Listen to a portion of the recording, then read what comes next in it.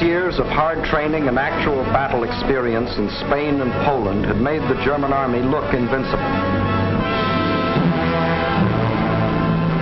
But what about the British and French? First, let's take up the British. They started from scratch, but both at home and abroad an army was growing.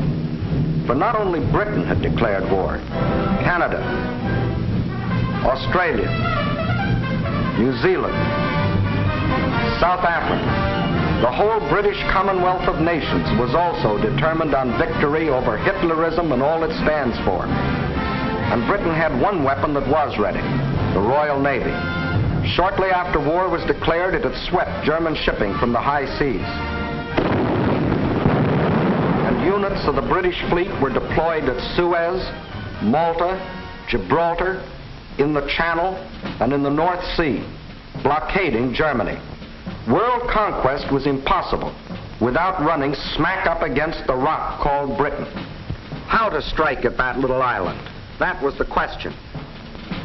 Between Britain and Germany stood not only France, but the little countries of Luxembourg, Belgium, Holland, Denmark, Norway, and Sweden.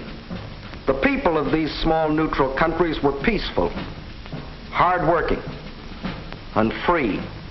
They knew they were in the middle and feared violation of their neutrality. Hitler knew this. He also knew that if they united with the Allies, they would form a solid democratic wall against Nazi aggression, and their conquest would be far more difficult. So before striking with his armies, he used another weapon, the propaganda barrage, to confuse, to make them lose faith, to divide and conquer. To lull the fears of the little neutrals, propaganda minister Goebbels told them Germany didn't want a war at all.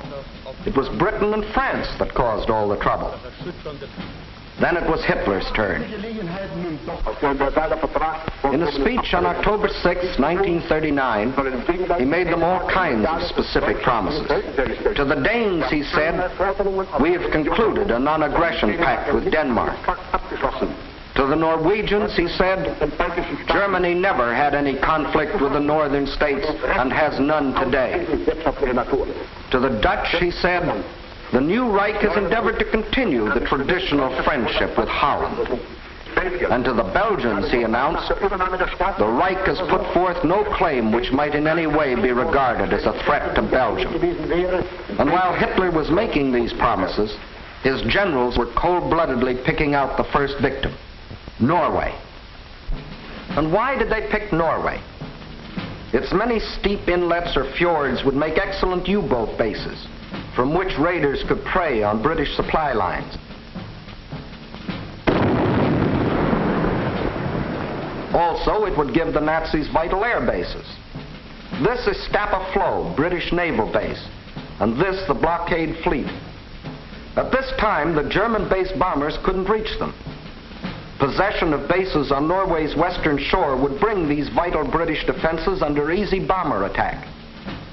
But he couldn't take Norway without also taking tiny Denmark, the springboard for his attack.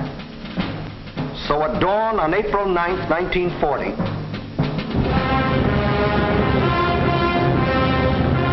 the German army rolled across the neutral borders of Little Denmark, and in a matter of hours it occupied the entire country. By nightfall, Denmark is erased as a nation, and the Danes go into slavery. Although only 6 months before, Hitler had announced, we have concluded a non-aggression pact with Denmark. The Danes will not forget. Meanwhile, in Norway, peaceful-looking German merchant ships like these had sneaked inside Norway's neutral waterway and tied up at all principal ports. That is, they looked like merchant ships. But if the Norwegians had had X-ray eyes, this is what they would have seen. The Trojan horse of ancient Greece brought up to date with new and deadlier weapons. At the precise moment that the Nazis overran Denmark, these quiet-looking ships sprang to life.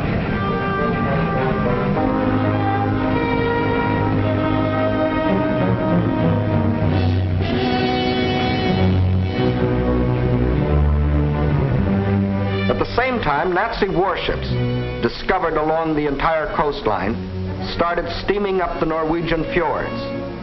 Ships, transports, tanks, men, planes, all flung themselves simultaneously upon a defenseless country.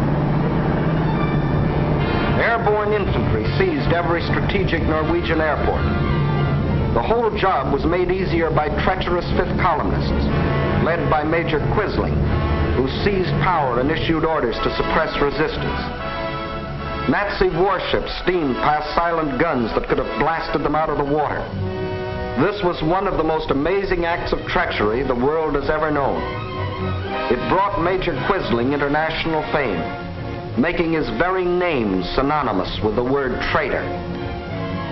By the afternoon of April 9th, the Germans were in complete control of all 7 ports where they had landed in the morning.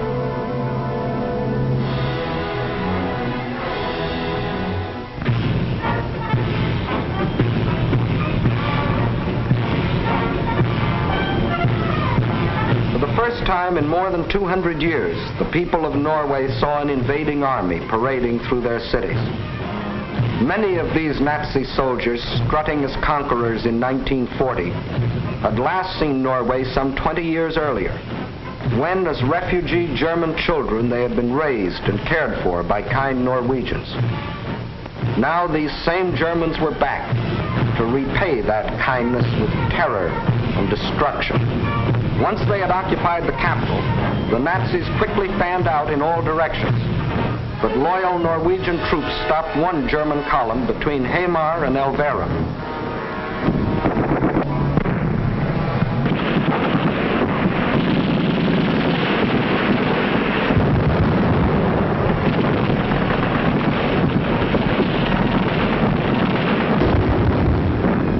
So the Germans brought up their bombers.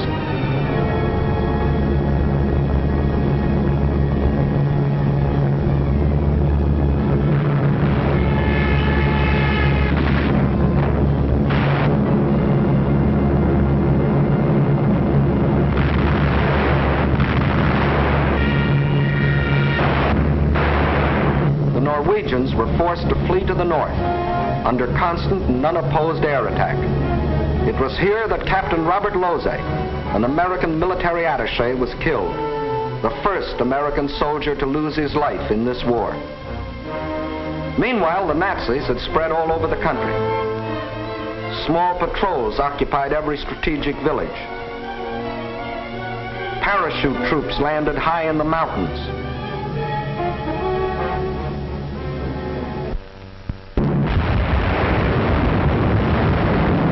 Unopposed bombing raids sent defenseless civilians fleeing in stark terror.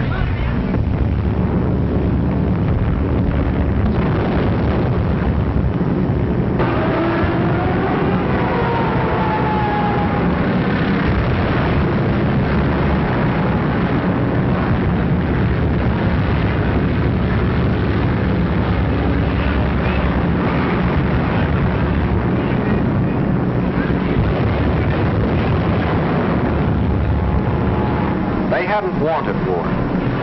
They had done everything to avoid it. Hoping they could escape the Nazi scourge, they had compromised and tragically failed to unite with the other democracies. And now they faced the scourge defenseless and alone. For before the Allies could come to their aid, the Germans were in control of all principal ports. Regardless of this, British, French, and Polish contingents plunged in and made several landings along the Norwegian coast. They landed forces north and south of Trondheim and attempted an encircling movement on the city under constant, heavy, and almost entirely unopposed air attack.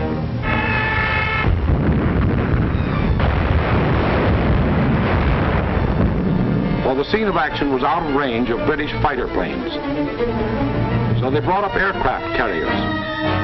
But these are at a disadvantage when opposed by land-based planes. The Allies, therefore, were badly battered from the air. Finally, suffering heavy losses, they withdrew from a hopeless situation. Further to the north, at Narvik, they met with better success, inflicting heavy naval losses on the Nazis.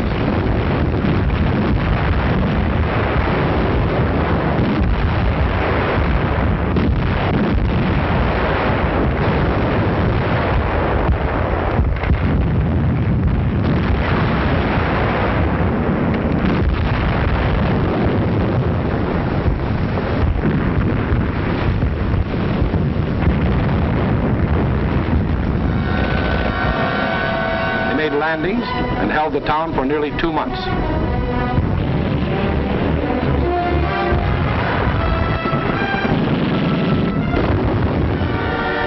Incidentally, they also took their first prisoners of the present war. Again, the Nazis' overwhelming air superiority proved a deciding factor. And the Allies were forced to withdraw under terrific air bombardment.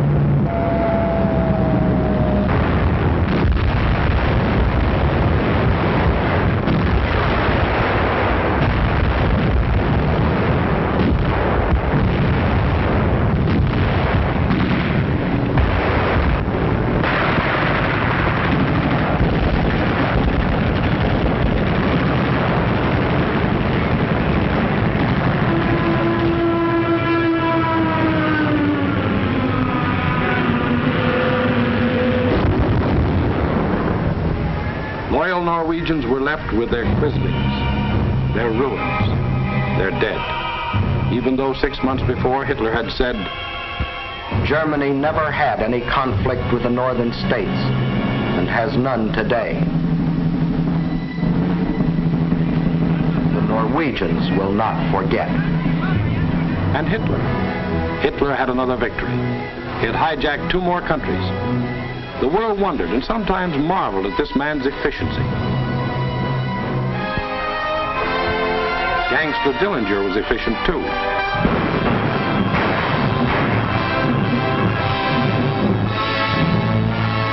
When a man or a nation throws away all regard for the laws of God and man, he is bound at first to be more efficient than his victims. Society had a police force to deal with Gangster Dillinger, but it had no police force to deal with Gangster Hitler.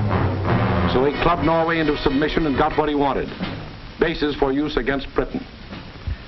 Now he had the northern claw of an enormous pincer movement. A drive through France would give him the southern claw. Blockade by U-boats coupled with mass bombing attacks would weaken the British for final invasion. Then, with Britain gone, Germany could reach out in all directions for world conquest.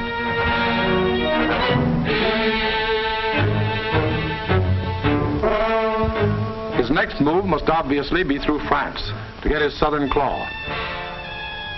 Through France.